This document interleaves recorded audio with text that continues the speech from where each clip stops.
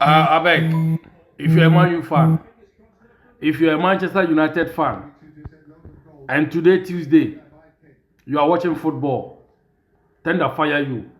Go and watch Coronation Street. Tomorrow Wednesday, go and watch EastEnders. If you're a lady or a woman, you are dating any Manchester United fan, please don't allow them to watch football. Take the remote. If you have nothing to watch, even put the TV on cartoons. You understand? Okay.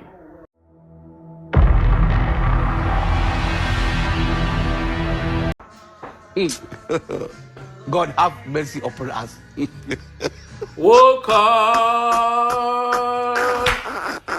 Hello guys, welcome to the channel. It's a game Champions League night, and I'm happy, super excited because Liverpool, we finally turned the corner. It's just 2 games, but I feel like we've turned the corner. We've got Man City at the weekend. Yeah, so let's get into the game. I was watching a lot of games today, but I'm just gonna be briefly on most of them, and then focus on the biggest one, and then the the incidents in the game today. Today there were a lot of red cards today. In the Spurs game, they got a man sent off, a goal scorer. They got a man sent off, and they still won 4-0. Bayern Munich got Luis Diaz, who scored 2 goals. They got him sent off, and then they still won 2-1. PSG came back and then pulled 1. And then another game in Bodo Glimt, there was another red card there. And then, yes, the rest of them. So I'm going to go into the results for you in a minute.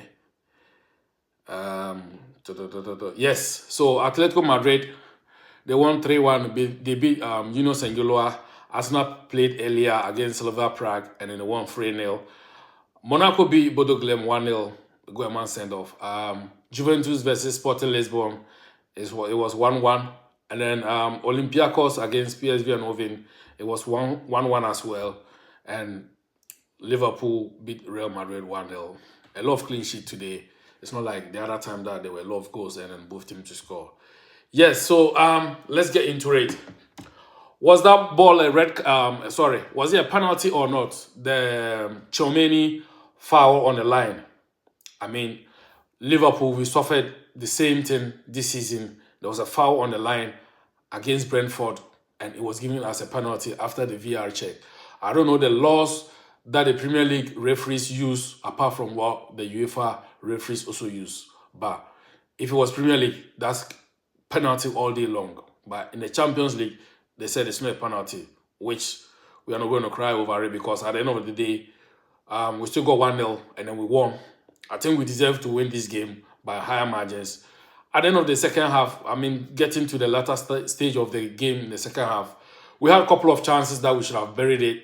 Salah, Hugo Kitike, Florian Wirtz, they were all, looking shining and bright. Gakpo came in, he changed a lot of things as well. Keza, today Liverpool, all the players turn up. And one player that I'm super happy is Szoboszlai. What a player he's becoming. Those games that we were losing and we were not playing well, and he was the only one sometimes he was playing well. He was the one sometimes standing up, fighting for the team. And today he did an incredible job. The tactics that Slot went into this game, for me, I'm not capping, but it was mind-blogging where I see Gravenberch marking Mbappe 1-1, and then Szoboszlai taking out Tchouaméni out. They were just matching them, man marking. It was how he set up the play, and then we impressed. I must be frank. I was happy with the results, not just the results, but the performance. If we should take this kind of performance into Sunday game against City, I think we can get something from it. We can win, we can get draw.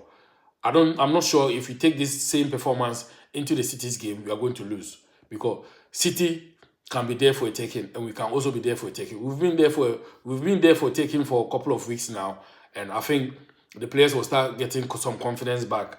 If we beat City, go international break, come back, win a couple of games again, and then maybe we are back on track to get our season salvage. Yes, so credit to Real Madrid fans.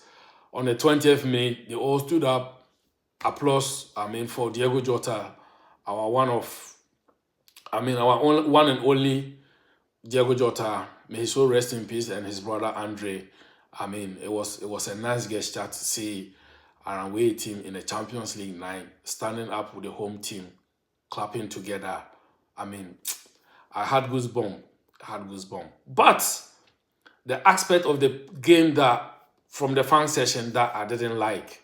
That's my opinion. That's what I think. Yeah. Um, I will never boo any Liverpool player, no matter what he does.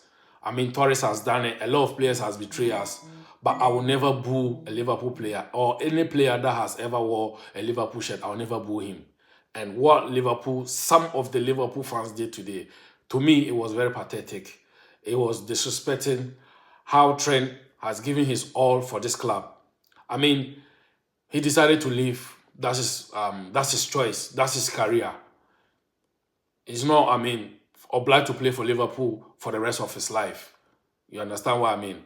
So I kind of understand their section that he's betrayed them because, especially after he did his unveiling that he spoke the Spanish and fluently, that was where people were saying, oh, all this while he's been learning the French and stuff. Things been happening behind the scene, and this is where the frustration comes that he knew he was leaving. He didn't communicate. He didn't let the fans know. Blah blah blah. A lot of things has happened, but I felt sorry for him. If I was Alonso, I wouldn't have brought him on when I know definitely he's going to get it. At least if he should have started himself, it wouldn't have been that bad. You understand? But it is what it is. I cannot dictate for Alonso what to do in the game. He's a manager for Real Madrid, and as a former player for Liverpool, massive respect to him for the incredible team that he set up today. Another one, Luis Diaz. He himself was in tears. He himself was in tears after seeing the replay in the dressing room, and I was sad for him. I was sad for Hakimi as well. This injury could take him. It could sideline him about 3 or 4 months. Possibly he can miss the rest of the season, but let's hope it's not as serious as we saw. And Luis Diaz really shows some gesture that it's not deliberate. Mistakes happen in the game. Some fouls are deliberate, some are not. And this is, simply one of them. And you can't blame him for that. But at the end of the day, PSG came back into the game despite all these emotions and sadness around it. They still came back into the game and put one back. Bayern Munich, Bayern Munich versus Arsenal is going to be a game to watch. It's going to be a cracking game. I hear people saying that that's where Arsenal needs to prove their credentials of trying to win something this season. The same way, I also think Bayern Munich also needs to prove their point. It's not just Arsenal, because both teams have been proving and have been playing incredible football this season. As a Liverpool fan, I'm not going to sit here and act a dummy and say, oh, no. Let's put banter and agenda, everything aside. What Arsenal is doing this season, I'm jealous of them. I'm not going to lie. I'm jealous of them. My team has been in that situation before, so I know how it feels. Sometimes when you watch your team, you get that confidence in one of the two things that they do. That is doing the basics right in the game. It's simple for them. They are doing it phenomenally. Defensively, things has become easy for them. But people say, oh, they haven't played anyone yet. Bro, go and check their fixtures. They've played Man United. They've played City. They've played Liverpool. They are yet to play Spurs and then maybe Chelsea. But they've played Newcastle. Who else? They play most of the big games. So, yeah, it is what it is. I cannot wish them best of the luck for the rest of the season, but maybe we are also getting our season on track. Maybe the Premier League will be DS, but we'll also try and fight for FA Cup or Champions League. We'll also have a say in it. But as it stands, Arsenal is the favourite in this rest of the fixtures going on. Yeah, so tomorrow there will be a lot of games as well, just as today. And yes, and just like today, it's as usual, PSG Benfica versus Leverkusen, Barcelona versus Club Brugge. This game, make sure you go over 4.5. Did you hear that? I say Benfica, Leverkusen, and then Club Brugge, Barcelona. Make sure these two games you go over 4.5. There will be a lot of goals. Trust me. If you go and don't win, come, I'll refund your money for you. Inter Milan, Kirat Almaty is another one over 4.5. There will be goals in there. Dortmund versus Man City. That one, Oga, make I warn you, owner. There can be goals. There cannot be goals. That's what I would say. Don't put all your eggs in one basket. That City game, as you see, it can be narrow win. It can be more goals. So I'm not going to stay emphatically that there will be a lot of goals there. So, I mean, just try and use what you want to do. Newcastle versus Atletico Bilbao at St. James's Park. It's gonna be fire. It's gonna be fireworks. Yeah, it's gonna be fireworks. And I think I'm beginning to feel confident that Newcastle will have a reaction from their abysmal performance at the weekend against West Ham. They will look to bounce back from that game. Yes. Guys, make sure you hit the subscribe button. Like this video. Share, comment, let me know your opinion. In fact, tomorrow's fixtures, let me know what you think. Let me know some of the predictions that you are also having. Let me know them in the comment section, and then we can cook something tomorrow. Good luck. Good night. See ya.